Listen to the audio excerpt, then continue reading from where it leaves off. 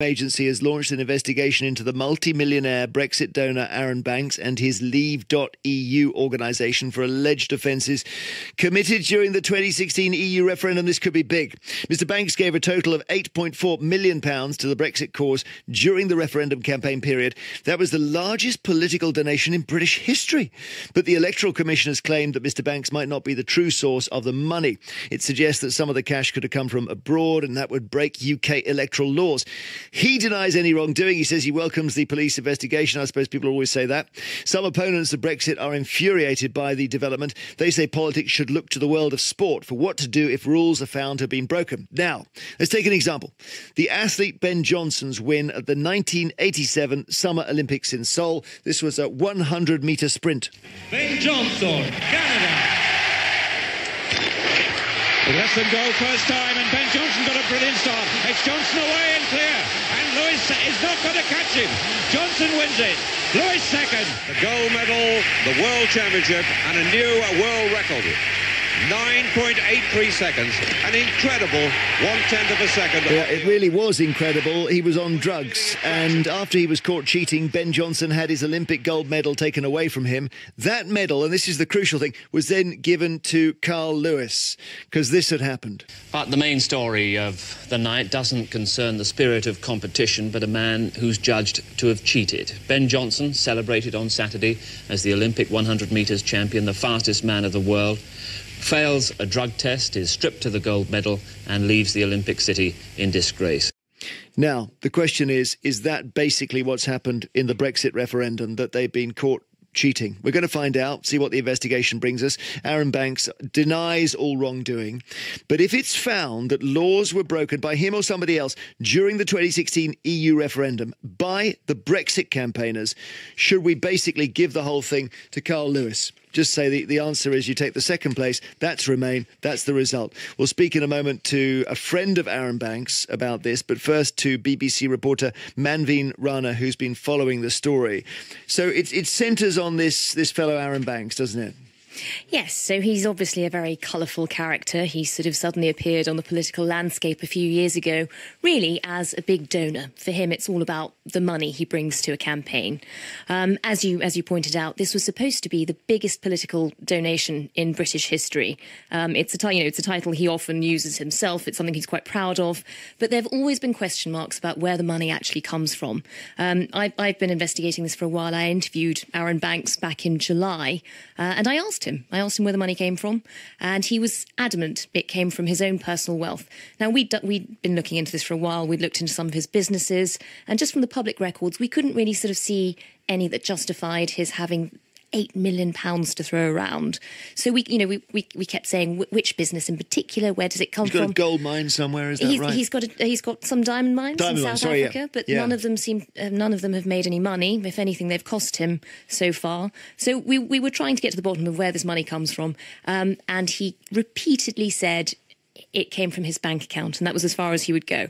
The report that came out yesterday from the Electoral Commission shows that they've been asking the same sort of questions, and I suspect getting the same sort of answers, because they say that they were told by Aaron Banks and Elizabeth Bilney, the head of his campaign group Leave.eu, that this money came directly from Rock Services, which is one of his companies, which is registered here in Britain. But they had seen the accounts of Rock Services and didn't believe there could have been sufficient funds there to provide a huge donation of this size. So they're convinced actually the money seems to have come from a different company called Rock Holdings. Now, Rock Holdings is actually registered in the Isle of Man, and that's where it becomes a bit of a problem. The Isle of Man is a self-governing island. It wasn't allowed to vote in the Brexit campaign, and therefore no entity that's registered there would have been a permissible donor. So that's already looks like it could be an infringement of electoral law. Because that would be technically foreign money almost, That would be technically foreign money. Right. But as I read this story this morning, Manveen, I was looking for the word Russia, because I know that the big worry is this somehow money that's been smuggled in from Russia? Is there any suggestion of that? Well, there have been a lot of questions about this in the past. There was sort of we understood that he'd had a very long an apparently rather entertaining lunch with the Russian ambassador, at which point he was offered lots of deals. Subsequently, we found out there'd been more meetings than he'd said. So there've been a lot of question marks around Russian connections. This report doesn't really look at that. What is interesting, though, is that they haven't left it at just the accounting, has this just come from Rock Holdings, a group in the Isle of Man? One of the things they do make clear is that they suspect Arron Banks wasn't the true source of the funds, which would mean, and Rock Holdings is one of his companies. So the question is, where does the money come into Rock Holdings, I guess? And that's why they've now passed it on to the National Crime Agency. OK, and anything from MPs on this? Well, there's already been a number of MPs who sort of now think this calls into question the entire Brexit referendum, are sort of calling for a second vote. Obviously, the People's Vote has been doing this already, and I think they sort of see it as a moment that brings a bit more, a bit more to their argument. But there's no indication yet that that's on the cards. OK, thank you very much indeed. Manveen Rana, BBC reporter, has been following this story of where Arron Banks' money came from. It's causing all kinds of trouble now for Mr Banks himself and others. Polly Ernest joins us, Remain campaigner who thinks the EU referendum should be overturned if laws are found to be broken. Hello, Polly in Bristol. Hello. And Gawain Towler is a friend of Arron Banks, and Gawain, you're in the studio with him. Just respond if you can to what we heard there, which is, it's reported a lot that people, where's this money coming from? When his diamond, yes. I have no idea. I'm not an accountant. I was a press officer. I'm not an accountant. But you're his friend, so he's told you it's all clean money. Well, yes. And he is absolutely adamant that the Russian story is a red herring of the largest variety, more like a red whale than a red herring. And he claims, and I have no reason to disbelieve him, that it comes from his own bank accounts. He's sold some properties, there are dividends, there's various other bits and pieces, and he has been, at least privately to me and to others, been looking forward to this case coming up, because he has had a year and a half of allegation, insinuation. There have been articles after articles in the places like The Observer, most of which have then had to print apologies for errors made in the articles. At least 4 of those. Channel 4 have had to apologise at least once, and so on and so forth. And if you're trying to prove a negative, it's very, very difficult. The allegations keep coming. OK, we'll obviously leave it to the investigators to find out what the heck this money was and whether it was technically foreign, and let's even leave out Russia out of this discussion. The key question is this: if Brexit, the campaign for Brexit, was funded in a way that was illegal or just wrong, do we then cancel the result and give it to Remain? And Polly, you think so? Well, I do, but I also think that we've got to stop trivialising this and talking about it as if it's a sporting event. This is the integrity of our democracy, and our future. And it's just much, much more important. There were 2 campaigns, as we know. There was the official Respectable Vote Leave campaign, and they've already been referred to the Met Police for breaking the law, for overspending, and the unofficial Leave.eu campaign. So the whole thing is such a mess. We need a fair vote. We need a clean, fair vote. And if we're going to look at this as a sporting analogy, we need all the cheats to be taken out and not allowed to compete. And Gawain, it may be that the Brexit side cheated. I don't think they did. I wouldn't, would I? And I never saw any example of that while I was working on the various parts of the campaign. Well, the slogan on the side of the bus is the most famous example, which it is. But if you actually read the slogan, it says, "We give this much to Brussels. We should be funding the NHS." And whilst we were also promised exactly the same benefits. And we were also promised that EU citizens would not be discriminated against. Funnily enough, that's something that we were very, very specific. I worked for UKIP, I didn't work for Leave.eu, and I didn't work for Vote Leave.